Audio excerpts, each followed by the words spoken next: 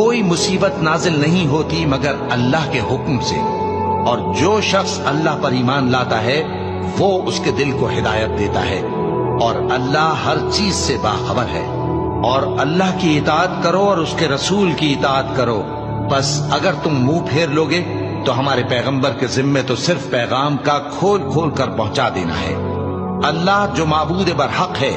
اس کے سوا کوئی عبادت کے لائق نہیں، تو مومنوں کو چاہیے کہ اللہ ہی پر بھروسہ رکھیں۔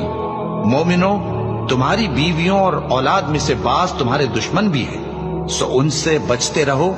اور اگر معاف کر دو اور درگزر کرو اور بخش دو تو اللہ بھی بخشنے والا ہے، مہربان ہے۔ تمہارا مال اور تمہاری اولاد تو آزمائش ہے، اور اللہ کے ہاں بڑا اجر ہے، سو جہاں تک ہو سکے اللہ سے ڈرو اور اس کے احکام کو سنو اور اس کے فرمانبردار رہو اور اس کی راہ میں خرچ کرو، یہ تمہارے حق